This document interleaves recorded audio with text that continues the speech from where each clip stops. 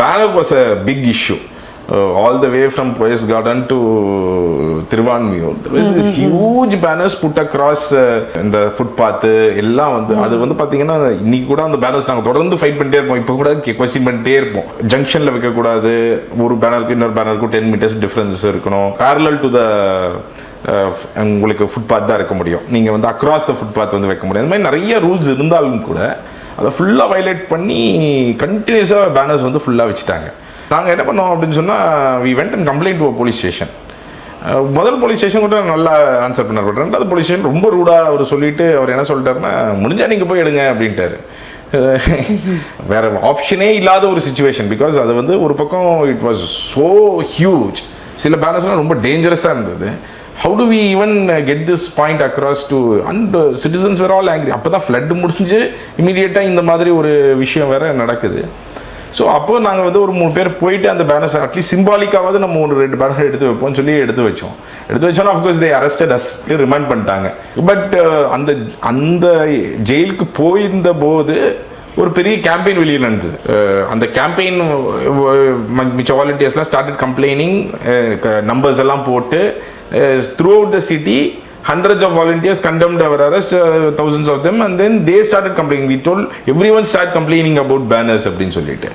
So in a few days time என்ன ஆச்சுன்னா, அப்போ opposition party leader கருணாநிதி வந்து அவர் வந்து பார்ட்டியில் நீங்கள் யாரும் banner வைக்கக்கூடாதுன்னு he gave a statement. He condemned the arrest, he gave a statement. Jayalalitha, when she was elected for the second time, அவங்க வந்து பார்ட்டியில் ஒரு ஆர்டர் கொடுத்தாங்க, ஸ்வேரிங் இன் செரிமனியில் there should be no banners placed. ஒரு civil சொசைட்டியோடைய effort வந்து என்ன ஆச்சு அப்படின்னு சொன்னால், கண்டினியூஸாக இப்படி ஃபாலோ பண்ணிகிட்டே இருந்ததுடைய எஃபர்ட் வந்து you could see the difference. இப்போது 2015க்கு முன்னாடி சென்னையில் வந்து பேனர்ஸ் எப்படி இருக்கும் அப்படிங்கிறது அப்போது இருந்தவங்களுக்கு தெரியும். லைக் எவ்ரி 2 feet இருந்த பேனர்ஸ் அக்ராஸ் த ஃபுட்பாத் இஷ்டத்துக்கு போட்டுட்டு இருந்ததெல்லாம் இன்னைக்கு கிடையாது. பட் அந்த மாதிரி அப்புறம் ஃப்ளாக் போல்ஸ் இஷ்யூஸ், இது வந்து ஃபஸ்ட்டு நாங்கள் எடுத்தது. இந்த இஷ்யூ வந்து இன்னி வரைக்கும் கூட ஃபைட் பண்ணிட்டு இருக்கிறோம். பட் அந்த ஜெயிலுக்கு போயிட்டு வந்தது அப்படிங்கிறது was a big experience. And it also அதை எங்களை வந்து இனிஷியலாகவே ஜெயிலில் போட்டது அப்படிங்கிறதும் எங்களுக்கு வந்து ஒரு பெரிய தைரியத்தை கொடுத்துருச்சு. ஸோ ஓகே, இதான் ஜெயில், ஜெயிலில் இப்படி தான் இருக்கும் நம்மளால் வந்து. அண்ட் ஜெயிலுக்கு போயிருந்த போது கூட அங்கே வந்து ஒரு கான்ஸ்டபிள் வந்து எங்களை கட்டிப்பிடிச்சி, இதை எனக்கே கோபம் வரும் இதை பார்க்கும் பொழுது, யாராவது இது பண்ணுவாங்க. அப்போது அந்த மாதிரி சப்போர்ட் ஒரு டாக்டர் வந்து சொன்னது, நான் உங்களை பார்க்கணும்னு நினச்சேன், ஏன்னா வந்து ஐ வாண்ட் டு கம்யூனிகேட், வெளியில் என்ன நடக்குதுன்னு உங்களுக்கு தெரியாது, வெளில இது பயங்கர வைரலாக போயிட்டுருக்கு, எனக்கு வந்து நான் அதை பார்த்தேன், so I want to just meet you, அதனால தான் நான் வந்து மீட் பண்ணுறேன் அப்படின்னு சொல்லிட்டு போனது. ஸோ இந்த மாதிரிலாம் உள்ளுக்குள்ளே நடந்த விஷயங்கள் இது எல்லாமே. ஒன் திங் வாஸ், இது நம்ம ஒன்றும் தப்பு பண்ணிட்டே ஜெயிலுக்கு வரல, நம்ம only the right thing. Of course 10 days.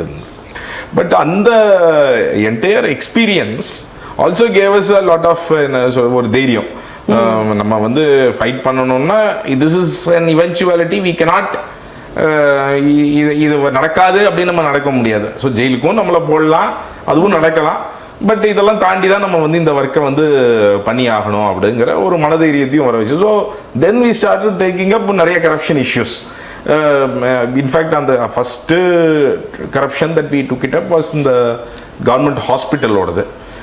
Government hospital outsourcing of housekeeping and அந்த மாதிரி டெண்டர்ஸ் வந்து எடுக்க ஆரம்பித்தோம். அதில் ஒரு நிறைய பேர், இப்போ 100 பேர் இருக்கணும்னா, சரி அதான் இந்த மாதிரி கரப்ஷன்லாம் ஆக்சுவலாக நமக்கு வந்து ரொம்ப டைரக்டாக தெரியாது. Which is 100 house keeping staff இருக்கணும்னா அந்த பிரைவேட் கம்பெனி வந்து 60 பேர் தான் வைக்கிறாங்கன்னு வச்சுக்கோங்களேன். 40 பேர் இல்லைன்னா இதனால என்ன நடக்கும்னா அந்த இடத்துல வார்டு வந்து கிளீனாக இருக்காது. அண்ட் இந்தியாவில் வந்து one of the highest amount of deaths happen because of hospital acquired infections. So அந்த 40 பேர் இல்லாததுனால உங்களுக்கு வந்துட்டு, ஆனால் பணம் மட்டும் போயிடும், 100 பேருக்கு போயிடும். 100 பேருக்கு அவங்க சார்ஜ் பண்ணிடுவாங்க. ஆனால் நான் 60 பேர் தான் வந்து அங்கே ஆக்சுவலாக இருப்பாங்க. ஸோ விச் மீன்ஸ் அந்த வார்டு கிளீனிங் ஒர்க்கெல்லாம் வந்து சரியாக நடக்காது. உங்களுக்கு வந்து ப்ரைமரியாக நடக்கக்கூடிய டெத்ஸ் வந்து இந்த ஹாஸ்பிட்டல் அக்வைர்ட் இன்ஃபெக்ஷன்ஸ் அந்த primary reason for hospital acquired infections என்ன சொல்கிறாங்கன்னா இட் இஸ் பிகாஸ் ஆஃப் இந்த இம்ப்ராப்பர் ஸ்டெரிலைசேஷன் ஹைஜீனிக் வந்து சரியாக ஹாஸ்பிட்டல்ஸில் இல்லாததுனால தான் இந்த இன்ஃபெக்ஷன் வந்து இருக்குது அப்படிங்கிற சொல்கிறாங்க. ஸோ இந்த கரப்ஷன் நாங்கள் வந்து first we brought it out. And அந்த expose was also quite big. It was covered well in the media and all that. So அதுலேருந்து தான் we started. நீங்கள் வாட்டர் பாடிஸ் சொன்ன உடனே அது you did something for the water bodies also.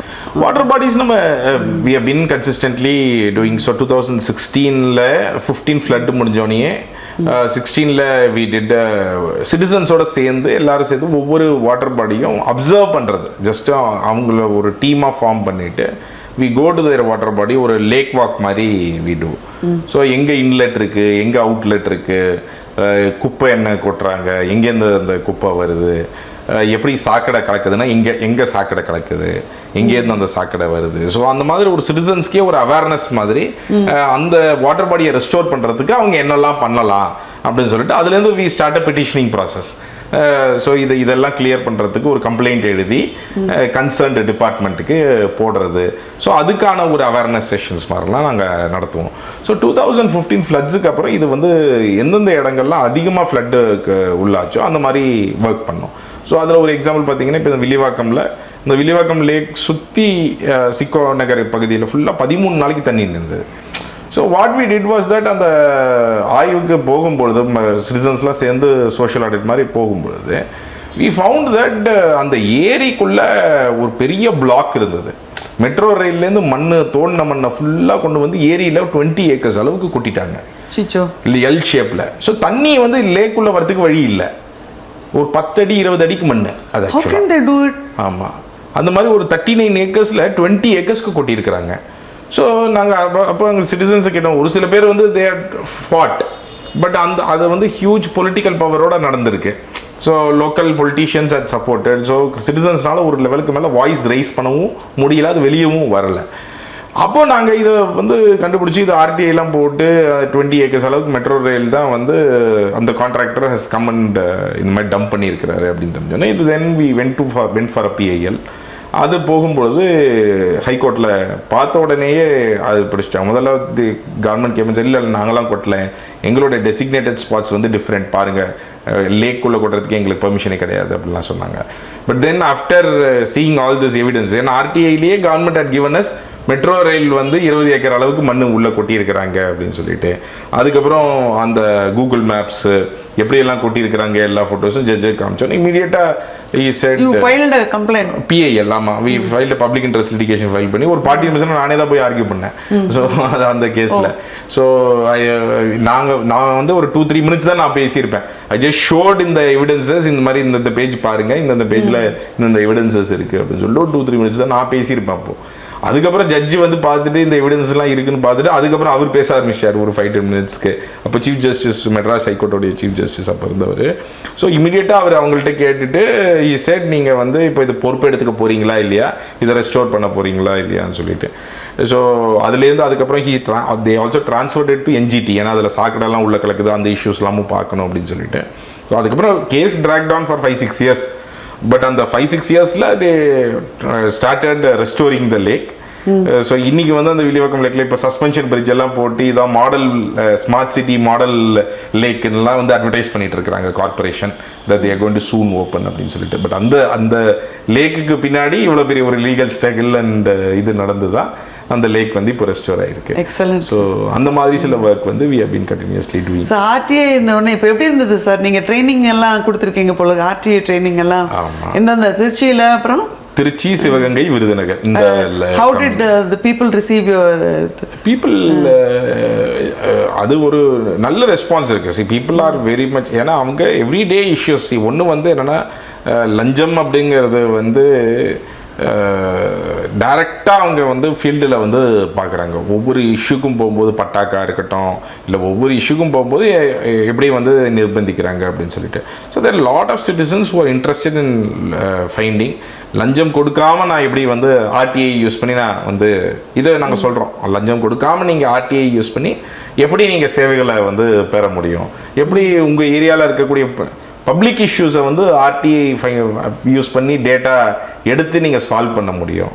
எப்படி வந்து பெரிய பெரிய ஊழல்களை வந்து கண்டுபிடிக்கிறதுக்கு எப்படி ஆர்டிஐ யூஸ் பண்ண முடியும். இந்த 3 விஷயங்களுமே நம்ம அந்த செஷனில் வந்து விடுவோம்.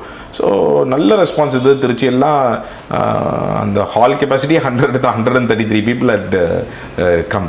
ஸோ இட் வாஸ் அ நல்ல ரெஸ்பான்ஸ் இருந்தது. And we have also formed a team இப்போது. ஏன்னா இப்போ வந்து we are initiating a campaign, என் ஓட்டு விற்பனைக்கல்ல, ஓட்டுக்கு பணம் வாங்க வேண்டாம் அப்படின்னு சொல்லிட்டு இந்த கம்மிங் எலெக்ஷனுக்கு முன்னாடி மக்கள் மத்தியில் we are creating an awareness campaign. ஏன்னா மக்கள் நாம தான் ஒரு நேர்மையான சமூகம் அமையணும்னு நினைக்கிறோம்.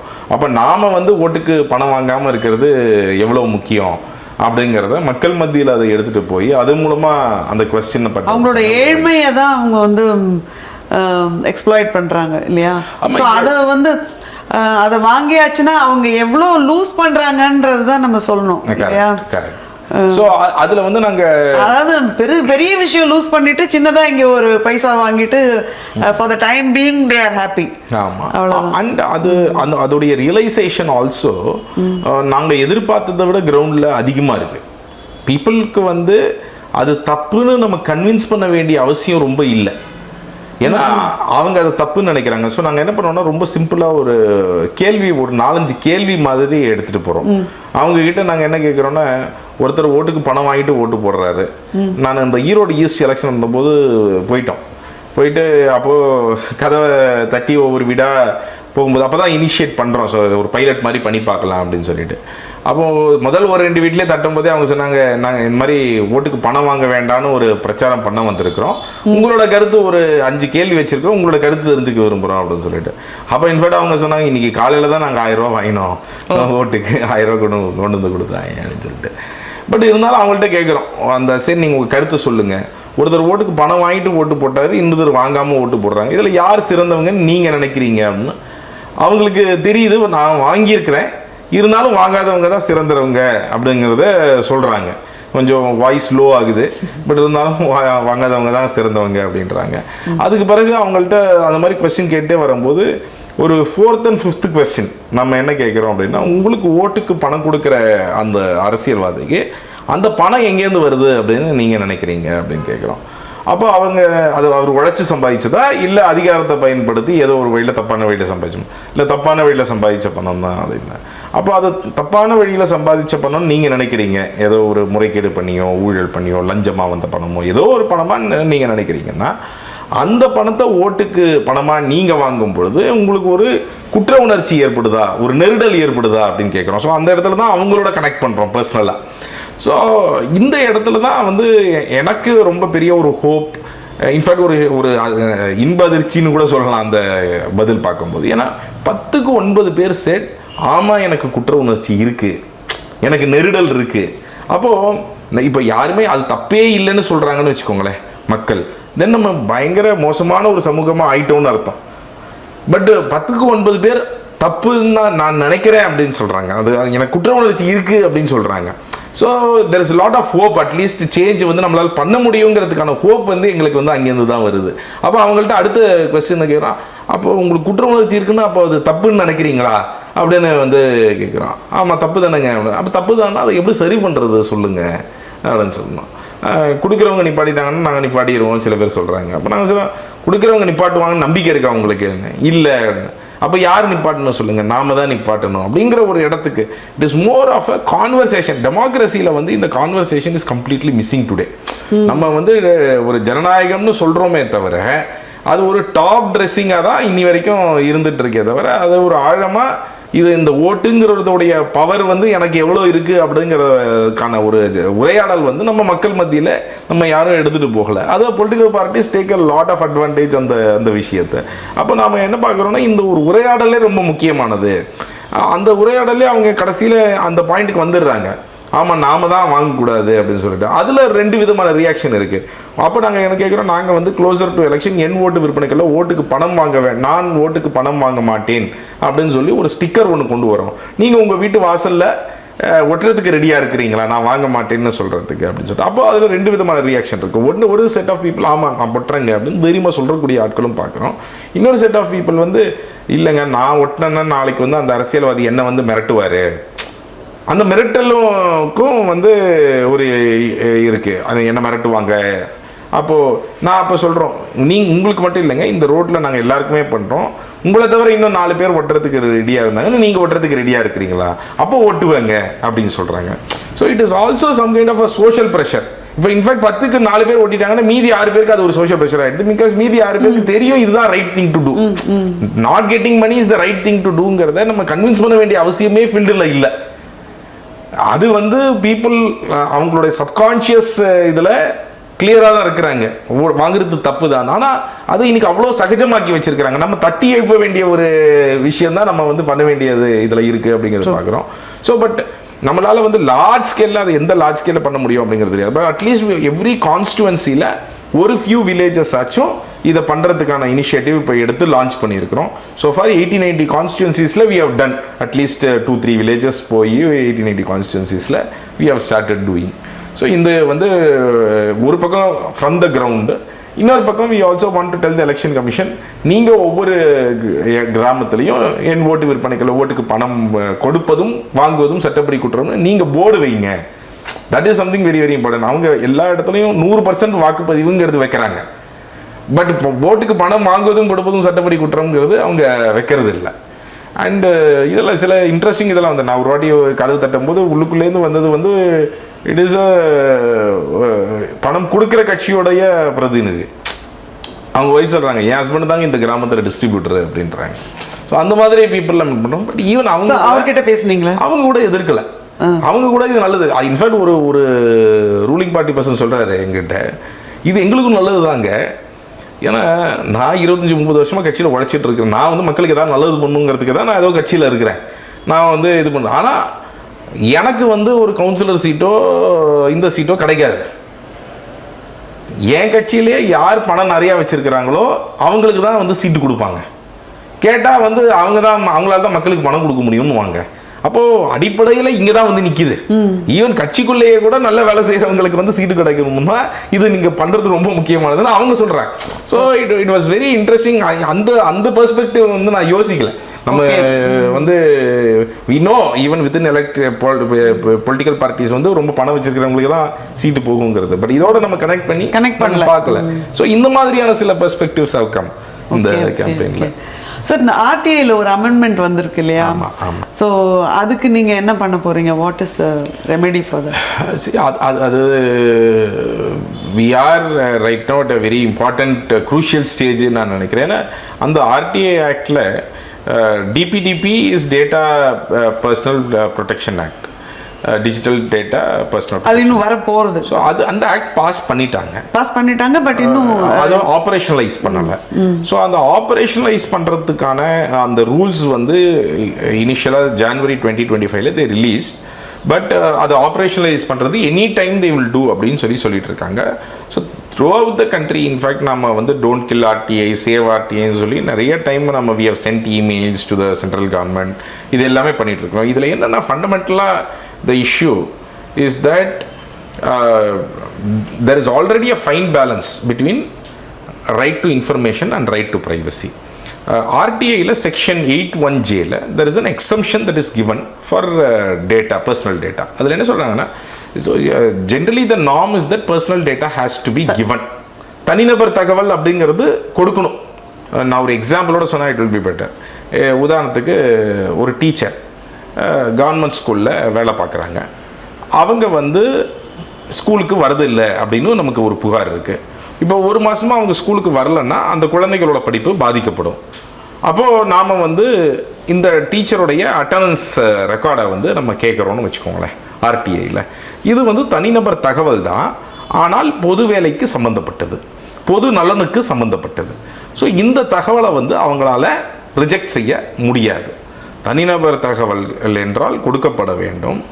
ஒருவேளை அது பொது வேலைக்கோ இல்லை பொது நலனுக்கோ சம்பந்தம் இல்லாமல் இருந்தாலோ அல்லது ஒருத்தருடைய அந்தரங்க வாழ்க்கையில் ஊடுருவக்கூடிய விஷயமாக இருந்தாலோ தர தேவையில்லை அப்படிங்கிறது தான் ஒரிஜினல் RTI ஆக்டில் இருக்குது. அப்போ நம்ம அதோட அர்த்தம் என்ன, திங்கக்கிழமை அவங்க ஸ்கூலுக்கு வந்தாங்களா இல்லையான்னு தெரிஞ்சுக்கிறது என்னுடைய உரிமை, ஞாயிற்றுக்கிழமை அவங்க எங்கே போனாங்கன்னு தெரிஞ்சுக்கிறதுக்கு எனக்கு ரைட்டு கிடையாது. அது அவங்களோட பர்சனல், அவங்களுடைய அந்தரங்க வாழ்க்கையில் விடுறக்கூடிய விஷயம், அது நான் கேட்கக்கூடாது. This is a fine balance, நல்ல பேலன்ஸ் பிட்வீன் ரைட் டு ப்ரைவசிக்கும் ரைட் டு இன்ஃபர்மேஷனுக்கும். ஆனால் இந்த செக்ஷனை இப்போ எப்படி மாற்றிருக்கிறாங்க அப்படின்னா, தனிநபர் தகவல் என்றாலே தர தேவையில்லை. ஸோ எல்லா பர்சனல் டேட்டாவையும் எக்ஸம்ப்ட் பண்ணுவதன் மூலமாக அவங்க என்ன செய்கிறாங்க அப்படின்னு சொன்னால், இந்த மாதிரி தகவல்கள் ஏற்கனவே இந்த செக்ஷனை பயன்படுத்தி எல்லாம் ரிஜெக்ஷன் நிறையா பண்ணுவாங்க. அப்போ நாங்கள் போய் அட்லீஸ்ட் வந்து அப்பீலில் ஆர்கியூ பண்ண முடியும். ஸோ ஒரு அசெட் இன்ஃபர்மேஷனாக இருக்கட்டும், இல்லை ஈவன் இப்போ நீங்கள் ரோடு போடுறாங்கன்னா கான்ட்ராக்டர் யாருக்கு கொடுத்துருக்கிறீங்க, எந்த கான்ட்ராக்டரோட இன்ஃபர்மேஷனாக இருக்கட்டும், whether it has gone to the ஒரே செட் ஆஃப் கான்ட்ராக்டர்கிட்ட தான் போயிருக்கான்னு நம்ம தெரிஞ்சுக்கிறதோட உரிமையாக இருக்கலாம். இந்த மாதிரி ஸோ இதெல்லாம் தனிநபர் தகவல்னு நீங்கள் வந்து கொடுக்காமல் இருக்க முடியாது. இது எல்லாமே பப்ளிக் ஃபண்டில், பப்ளிக் மணியில், பப்ளிக் இன்ஃப்ராஸ்ட்ரக்சர் சம்மந்தப்பட்டது, ஆர் பப்ளிக் அஃபீஷியல்ஸ், நம்மளுடைய பப்ளிக் மணியில் சேலரி வாங்கக்கூடிய பப்ளிக் அஃபீஷியல்ஸ் சம்மந்தப்பட்டது. ஸோ இதெல்லாம் வந்து அவங்க வந்து பண்ண முடியாமல் தான் இருக்கணும். அதுதான் ஐடியா ஆஃப் டிரான்ஸ்பரன்சி. ஆனால் வந்து தொடர்ந்து சென்ட்ரல் கவர்மெண்ட்டுடைய ஸ்டாண்ட் இதில் என்ன இருக்குது அப்படின்னா, நாங்கள் தொடர்ந்து புஷ் பண்ணிகிட்டு இருக்கிறோம். அவங்களுடைய ஸ்டாண்டாக என்ன சொல்லியிருக்கிறாங்கன்னா, இல்லை இது வந்து டிரான்ஸ்பரன்சியை வந்து ஒன்றும் பண்ணாது, இன்ஃபேக்ட் இன்னும் டிரான்ஸ்பரன்சியை பெட்டராக தான் இது பண்ணணும் அப்படின்னு ஒரு சொல்கிறாங்க. நாங்கள் சொல்கிறோம், அது அப்படி எப்படி ஆகும்? நீங்கள் இந்த அமெண்ட்மெண்ட் கொண்டு வரதே ஒரு டேட்டா ப்ரொடெக்ஷன் ஆக்டுக்கு மூலமாக. ஸோ டேட்டா ப்ரொடெக்ஷன் ஆக்டில் செக்ஷன் 44(3)ல் RTI ஆக்ட் அமெண்ட் பண்ணுறாங்க. வேறு ஒரு ஆக்டை இந்த டேட்டா ஆக்டில் அமெண்ட் பண்ணுறாங்க. ஸோ நாங்கள் என்ன சொல்கிறோன்னா, நீங்கள் ப்ரொடெக்ஷன் ஆக்ட் மூலமாக அமெண்ட் பண்ணுறதே it can only be to protect data, not for more transparency. அதுவே ஆப்வியஸாக தெரியுது. அப்போது இதை தவிர இன்னொன்று என்ன பண்ணிட்டாங்கன்னா, அந்த செக்ஷன் 8(1)ல் 8(1)A லேருந்து 8(1)J வரைக்கும் வெவ்வேறு விதமான விதிவிலக்குகள் இருக்குது. இது எல்லாத்தையும் தாண்டி கடைசியில் ஒரு ப்ரொவிஷியோ இருக்கும். அந்த ப்ரொவிஷியோவில் என்ன சொல்லுவாங்கன்னா, இந்த மாதிரி விதிவிலக்குகள்லாம் இருந்தால் கூட ஒரு தகவல் என்பது ஒரு பாராளுமன்ற உறுப்பினருக்கோ ஒரு சட்டசபை உறுப்பினருக்கோ கொடுக்கப்பட வேண்டிய தகவல் என்றால் அது RTIயில் இந்த குடிமகன்களுக்கும் கொடுக்கப்பட வேண்டும் அப்படின்னு ஒரு கிளாஸ் வச்சிடுறாங்க. ஸோ இந்த விதிவிலக்குகள்லாம் இருந்தால் கூட ஒருவேளை பாராளுமன்ற உறுப்பினருக்கு கொடுக்கப்பட வேண்டிய தகவல்களாக இருந்தால் இவங்களுக்கும் கொடுக்கப்படணும் அப்படின்னு. ஸோ இதுதான் அந்த RTI ஆக்டுடைய ரொம்ப முக்கியமானதே. ஒரு MP MLA கிட்ட இருந்த பவரை நீங்கள் சாதாரண மனிதர் கையில் கொண்டு வந்து கொடுத்துருக்கிறீங்க. பட் இந்த ப்ரொவிஷியோவை அவங்க வந்து 8(1)Jல டெலீட் பண்ணும்போது, அது கரெக்டாக 8(1)J தான் கடைசி விதிவிலக்கு, அதுக்கு கீழே இந்த ப்ரொவிஷியோ இருக்குது. அவங்க என்ன பண்ணிட்டாங்க, இந்த ப்ரொவிஷியோவையும் சேர்த்து தூக்கிட்டாங்க. 8(1)Jவை நாங்கள் தூக்குறோம் அப்படின்னு சொல்லிட்டு மாற்றுறோம்னு சொல்லிட்டு இந்த ப்ரொவிஷியோவையும் 8(1)Jவோட ப்ரொவிஷியோவாக கன்சிடர் பண்ணிக்கிட்டாங்க. இது வந்து ராங் ரீடிங் ஆஃப் த லா. இது இந்த ப்ரொவிஷோ வந்து ஆல் எல்லா 8(1)A 8(1)J எல்லாத்துக்கும் சேர்த்த ப்ரொவிஷியோ. 8(1)Jவை நாங்கள் அமெண்ட் பண்ணுறோம்னு சொல்லும்போது இந்த ப்ரொவிஷியோவையும் சேர்த்து தூக்குறாங்க. அதுவே வந்து ஒரு wrong reading of the law. So eventually கோர்ட்டில் சேலஞ்ச் பண்ணால் வி ஆர் ஷுவர் தட் இது நிற்காது அவங்க சைடில். பட் கோர்ட் அகைன் அது செவரல் இயர்ஸ் ஆகும். நம்ம எல்லாருக்கும் தெரியும் இந்த ப்ராசஸ். வி ஆர் சீயிங் இப்போ அட் திஸ் ஸ்டேஜ் நம்ம என்ன சொல்கிறோம் அப்படின்னா, கவர்மெண்ட்டை வந்து நீங்கள் இதை வந்து ட்ராப் பண்ணுங்கள். அட்லீஸ்ட் இந்த ஒரு செக்ஷனை ஆப்ரேஷனலைஸ் பண்ணாதீங்க. ஈவன் பார்த்துட்டு இருக்கிற சிட்டிசன்ஸ்க்கெலாம் கூட நான் என்ன ரெக்வெஸ்ட் பண்ணுறேன்னா, நீங்கள் மினிஸ்ட்ரி ஆஃப் எலக்ட்ரானிக்ஸ் அண்ட் ஐடிக்கு ஒரு இமெயில் பண்ணுங்கள். ஜஸ்ட் ஆன்லைனில் அவங்களோட செக்ரட்டரிக்கு, மினிஸ்டருக்கு ரெக்வெஸ்ட் பண்ணுங்கள் தட் இந்த section 8(1)J of the RTI ஆக்டை வந்து அந்த அமெண்ட்மெண்ட் பண்ணதை, அந்த சட்ட திருத்தம் பண்ணதை கைவிடுங்க, அந்த அமெண்ட்மெண்ட்டை ஆப்ரேஷனலைஸ் பண்ணாதீங்க அப்படிங்கிற ரெக்வஸ்ட்டை உங்கள் சார்பாக நீங்கள் ஒவ்வொருத்தருமே வைக்க வேண்டியது. ஏன்னா இந்த RTI ஆக்டை காப்பாற்ற வேண்டியது மக்கள் தான், நம்ம தான் காப்பாற்றணும். ஏன்னா இது வந்து இந்த சட்டமே நம்ம கையில் தான் கொண்டு வந்து பவரை கொடுத்துருக்கு. அப்போ அந்த பவரை வந்து மக்கள் வந்து நம்ம இந்த சட்டத்தை தொடர்ந்து பயன்படுத்தக்கூடியவர்கள், இந்த சட்டம் வந்து எவ்வளோ முக்கிய ஊழல்களை வெளிக்கொண்டு இருக்குங்கிற உணர்ந்த மக்கள் நம்ம எல்லாரும் தான் இதை பாதுகாக்கவும் வேலை செய்ய வேண்டிய அவசியம் இருக்குது அப்படின்னு நான் நினைக்கிறேன். சார், இந்த வாட்டர் பாடிஸ் பற்றி பேசும்போது இந்த செம்மஞ்சேரி போலீஸ் ஸ்டேஷன் வந்து அது மாதிரி தான் கட்டப்பட்டிருக்குன்னு நீங்கள் சொன்னீங்க. அது சொல்லுங்கள் சார், அது என்ன?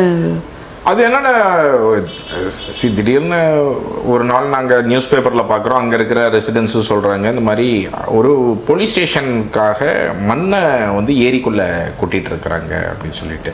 இன்ஃபேக்ட் அப்போ தான் அதுக்கு ஜஸ்ட்டு முன்னாடி தான் ஒரு NGO வந்து அந்த லேக்கை ரெஸ்டோர் பண்ணி அவங்க வேலியெலாம் போட்டிருந்தாங்க. அந்த வேலியெல்லாம் உடைச்சு உள்ளுக்குள்ள மண்ணை கொட்டிட்டு இருக்கிறாங்க அப்படின்னு சொல்லிட்டு நமக்கு தகவல் வருது. ஸோ அது வந்த உடனே ஜென்ரலாக நம்ம வந்து அது தப்பு பண்ணியிருக்கிறாங்க அப்படிங்கிறத நம்ம போய் சொல்ல முடியாது. அது விஷுவலாக தெரியுது, ஏரியில் மண் கொட்டிகிட்டு இருக்கிறாங்கன்னு சொல்லிட்டு. இன்ஃபேக்ட் அப்போ அப்போசிஷனில் இருந்த கனிமொழி அவங்களாம் ட்வீட் கூட பண்ணாங்க, இந்த வந்து ஏரி கூட கொட்டி இதெல்லாம் பண்ணக்கூடாது அப்படின்னு சொல்லிட்டு. நாங்கள் என்ன பண்ணோன்னா உடனடியாக வி வாண்டட் டு ஃபைண்ட் இது என்ன ஏரி தானா இல்லை பட்டா லேண்டா, இது என்னவா இருக்குது இந்த லேண்டு அப்படிங்கிறத நம்ம கண்டுபிடிக்கிறதுக்காக நாங்கள் வந்து RTI ஃபைல் பண்ணியிருந்தோம். ஃபைல் பண்ணி அதோடைய ரிப்ளை வந்தது. சிஎம்டிஏல வந்து அந்த சேஞ்ச் ஆஃப் ஜோன் கொடுத்துருக்குறீங்களா, இது என்ன கொடுத்துருக்குறீங்க அப்படிங்கிறதெல்லாம் கேட்டு பண்ணும்பொழுது ஆமாம் அது வந்து ஒரு நீர்நிலை பகுதியாக இருந்ததை மாற்றி ஒரு நிறுவன பகுதியாக இன்ஸ்டிடியூஷனல் ஜோனாக மாற்றி கொடுத்துருக்குறாங்க. அப்போது மார்ச் 2025 கொடுக்குறாங்க, ஏப்ரலில் மண்ணு கொட்டுறாங்க. ஸோ இது வந்து ஒரு நீர்நிலையை வந்து நம்ம 2015 ஃப்ளட்டுக்கு அப்புறம் அதுவும் ஒரு மெட்ராஸ் ஹைகோர்ட்டுடைய ஒரு ஃபுல் பெஞ்ச் ஜட்ஜ்மெண்ட்டே இருக்கு. தட் ஒரு நீர்நிலை பகுதியை வேறு பகுதியாக மாற்றக்கூடிய அதிகாரம் ஒரு அரசுக்கு கூட இல்லை. ஏன்னா அந்த லேண்டை வந்து ஒரு பப்ளிக் ட்ரஸ்ட் டாக்டரின் அடிப்படையில் மக்கள் வந்து அரசாங்கத்துக்கு கொடுத்துருக்குறாங்க. நீங்கள் வந்து இந்த எங்களுடைய கம்யூனிட்டி ப்ராப்பர்ட்டி எல்லாத்தையும் நீங்கள் பத்திரமா பார்த்துப்பீங்க அப்படிங்கிற ஒரு புரிதலில் தான் மக்கள் வந்து இந்த லேண்ட் எல்லாத்தையும் இந்த பவரை வந்து ஒரு கவர்மெண்ட்டுக்கு வெஸ்ட் பண்ணுறாங்க. அப்படி கொடுத்துருக்கக்கூடிய பவரை ஒரு அரசாங்கம் வந்து மிஸ்யூஸ் பண்ண முடியாது. நீர்நிலைகளுடைய வகைப்பாடை வந்து மாற்றக்கூடிய அதிகாரம் ஒரு அரசுக்கு கிடையாதுன்னே வந்து சொல்லிடுறாங்க உயர்நீதிமன்றம். ஸோ 2015 அந்த ஃபுல் பெஞ்ச் ஜட்ஜ்மெண்ட் கொடுத்தும் கூட இன்னொரு பக்கம் சிஎம்டிஏ வந்து அதோடைய வகைப்பாடை மாத்துறாங்க, நீர்நிலையுடைய வகைப்பாடை கன்வெர்ட் பண்றாங்க. ஸோ நாங்கள் வந்து இமீடியட்டாக அந்த விஷயத்தை வெளிக்கொண்டு வந்து ஒரு புகாராகவே நாங்கள் வந்து சிஎம்டிஏக்கு கவர்மெண்ட்டுக்கும் அனுப்புகிறோம். இந்த மாதிரி நீங்கள் மாற்றக்கூடாது. ஏற்கனவே சுப்ரீம் கோர்ட்டோடைய ஹிஞ்ச்லால் திவாரி கேஸ்லையும் இருக்குது, ஒரு நீர்நிலை வந்து பயன்பாட்டிலேயே இல்லை என்றால் கூட அதை நீங்கள் மாற்ற முடியாது, அதை மீண்டும் பயன்பாட்டுக்கு கொண்டு வரக்கூடிய வேலையை தான் ஒரு அரசு செய்யணும் அப்படிங்கிறது அதில் இருக்குது. அதே மாதிரி இந்த ஃபுல் பெஞ்ச் ஜட்ஜ்மெண்ட்டையும் நாங்கள் காண்பித்து இதை நீங்கள் வந்து செய்தது முதல்ல தவறு, நீங்கள் இதை முதல்ல ரிவர்ஸ் பண்ணுங்கள், இம்மிடியட்டாக இந்த ரீக்ளாசிஃபிகேஷன் நீங்கள் பண்ணுறதை டேக் பேக் பண்ணிவிட்டு இந்த வாட்டர் பாடியை ரெஸ்டோர் பண்ணுங்கள் அப்படின்னு சொல்லி கேட்டு கவர்மெண்ட்டுக்கு அனுப்புகிறோம். இதை நாங்கள் அனுப்பி இது வந்து உடனடியாக ப்ரெஸ்ஸில் வந்த உடனே என்ன பண்ணுறாங்க, அந்த போலீஸ் ஸ்டேஷன்லேருந்து என் மேலே ஒரு கேஸ் ஃபைல் பண்ணுறாங்க. ரூமர் ஸ்ப்ரெட் பண்ணிட்டோம் அப்படின்னு சொல்லிட்டு ஒரு எஃப்ஐஆர் ஃபைல் பண்ணுறாங்க. ஸோ அந்த எஃப்ஐஆர் ஒரு பக்கம் ஃபைல் பண்ணுறாங்க. பட் தென் அது ஓகே, நாங்கள் வந்து அதை நம்ம லீகலாக ஃபேஸ் பண்ணிக்கலாம் அப்படின்னு சொல்லிட்டு வி ஆல்சோ ஃபைல்ட பிஐகள். அதில் வந்து என்ன ஆகுது அப்படின்னா ஐஐடி அப்பாயிண்ட் பண்ணுறாங்க. அப்போது சஞ்சீவ் பானர்ஜின்னு ஒரு சீஃப் ஜஸ்டிஸ் இருக்கிறாரு, அவர் ஐஐடியை அப்பாயிண்ட் பண்ணுறாரு. ஐஐடியிலேருந்து சில ப்ரொஃபஸர்ஸ் வந்து அதை ஆய்வு பண்ணி ஆமாம் இது ஆக்கிரமிப்பு தான், இது வந்து நீர்நிலை பகுதி தான் அப்படிங்கிறதும் அவங்க ரிப்போர்ட்டாக கொடுத்துருக்குறாங்க. இது மட்டும் இல்லை, இன்னும் நிறைய ஆக்கிரமிப்புகள்லாம் இருக்குது அப்படிங்கிறதையும் அவங்க கொடுத்துருக்குறாங்க. ஸோ உடனடியாக அவர் ஜட்ஜ் என்ன பண்ணுறாருன்னா இந்த போலீஸ் ஸ்டேஷன் அதுக்குள்ளே கடகடன்னு கன்ஸ்ட்ரக்ட் பண்ணி ஆல்மோஸ்ட் முடிக்கிற ஸ்டேஜுக்கு கொண்டு வந்துடுறாங்க அவங்க. ஆனால் ஜட்ஜு வந்து என்ன சொல்கிறாருன்னா கவர்மெண்ட்டே வந்து இப்படி பண்ணலாமா, நான் வந்து இதுக்கு ஸ்டே கொடுக்குறேன், நீங்கள் வந்து இது ஆப்ரேட் பண்ண முடியாது, இந்த கேஸ் முடிகிற வரைக்கும் இதுக்கு நான் வந்து நீங்கள் புதுசாக இந்த போலீஸ் ஸ்டேஷனை பயன்படுத்துவதற்கோ இதுக்கு ஒரு ஸ்டே வாங்கி கொடுத்துட்றாங்க. அதற்கு பிறகு இன்னி வரைக்கும் கேஸ் நடந்துகிட்ருக்கு. இப்போ சமீபத்தில் போன மாதம் வரும் பொழுது நீதிபதி அவர்கள் வந்து என்ன சொல்லியிருக்கிறாரு அப்படின்னா 1911 ரெக்கார்ட்ஸ்லேருந்து எல்லாத்தையும் பார்த்து 1911, 1962, 65, 82 எல்லா ரெக்கார்ட்ஸ்லேயும் இது வந்து தாங்கள் அப்படிங்கிறது தெளிவாக இருக்கிறது. ஸோ அது வந்து மெய்க்கால் தாங்கள் அப்படிங்கிற 2 வகைப்பாடும் சேர்ந்ததாக தான் இருக்குது. ஸோ தாங்கள் அப்படின்னா வாட்டர் பாடி தான். ஸோ தேர்ஃபோர் இதை நீங்கள் வந்து டேக் பேக் பண்ணுங்கள், ரிவர்ஸ் பண்ணுங்கள், நீங்கள் வேறு ஒரு இடம் இந்த போலீஸ் ஸ்டேஷனுக்கு கண்டுபிடிக்கிறதுக்கு வேறு ஒரு இடம் கண்டுபிடிங்க அப்படின்னு சொல்லி நீதிபதி சொல்லியிருக்கிறார். பட் போலீஸ் ஸ்டேஷன் ஃபங்க்ஷனிங் இல்லை, அந்த இடத்துல போலீஸ் ஸ்டேஷன் வந்து வரவே இல்லை. அது கட்டி இன்னும் ஃபுல்லாகவே முடிக்கல, இன்னும் கொஞ்சம் கன்ஸ்ட்ரக்ஷன் அவங்களுக்கு பாக்கி இருக்குது. மோஸ்ட் 90% முடிச்சிருப்பாங்க. பட் முடித்தவங்க கூட அவங்கள வந்து பயன்படுத்த வேண்டாம் அப்படிங்கிறத அவங்க சொல்லியிருக்கிறாங்க.